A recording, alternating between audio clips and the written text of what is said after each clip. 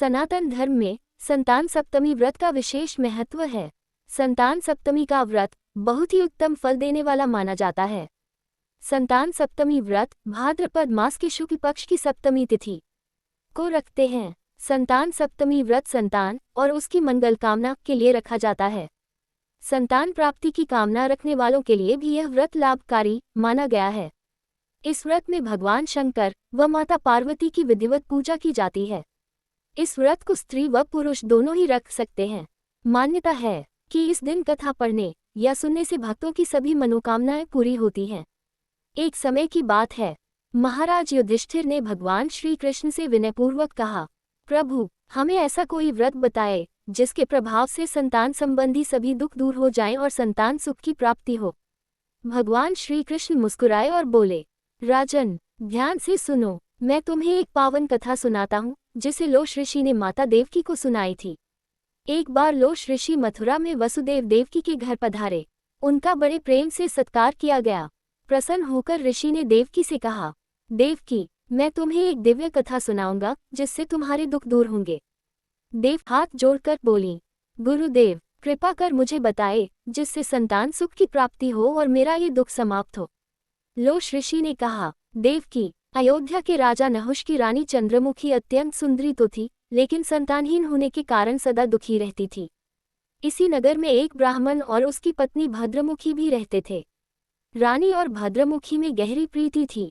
एक दिन दोनों सरयू नदी में स्नान करने गईं। वहां उन्होंने देखा कि अनेक स्त्रियां निर्मल वस्त्र पहनकर मंडप में भगवान शंकर पार्वती की प्रतिमा स्थापित कर उनकी पूजा कर रही थी। रानी और भद्रमुखी ने जिज्ञासापूर्वक पूछा, बहनों, आप किस देवता की पूजा कर रही हैं? स्त्रियों ने उत्तर दिया, हम संतान सप्तमी का व्रत कर रही हैं। ये शिव पार्वती की कृपा पाने का श्रेष्ठ साधन है। इससे उत्तम संतान की प्राप्ति होती है। ये सुनकर रानी और भद्रमुखी ने भी व्रत करने का संकल्प लिया। लेकिन रानी चंद्रमुखी राजमद में डूबी रहती, कभी करती तो कभी भूल जाती, जबकि भद्रमुखी पूरे नियम और श्रद्धा से व्रत करती रही। समय बीत गया। मृत्यु के बाद रानी को बंदरिया का जन्म मिला और भद्रमुखी को मुर्गी का। भद्रमुखी ने उस जन्म में भी भगवान शंकर का स्मरण नहीं छोड़ा, पर रानी सब भूल गई। तीसरे जन्म में भद्रमुखी एक ब्राह्मण कन्या के रूप में भूषण देवी बनी। विवाह के बाद उसे 8 तेजस्वी पुत्र हुए। ये सब संतान सप्तमी व्रत का फल था। दूसरी ओर रानी चंद्रमुखी निसंतान रही। वृद्धावस्था में जब उसे पुत्र हुआ भी, तो वह गूंगा, बहरा और अल्पायु था।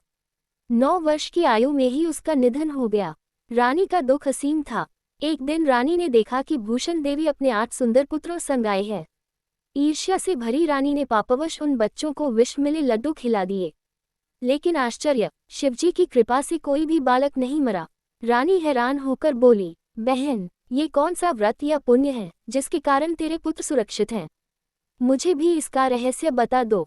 भूषण देवी ने करुणा से कहा, बहन, ये सब संतान सप्तमी व्रत का ही प्रभाव है।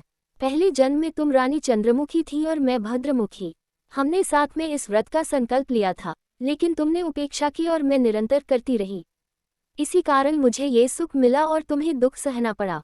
ये सुनकर रानी फूट फूट कर रो पड़ी और कहा, बहन, मुझे क्षमा कर दो, अब मैं भी इस व्रत को पूरे नियम से करूंगी।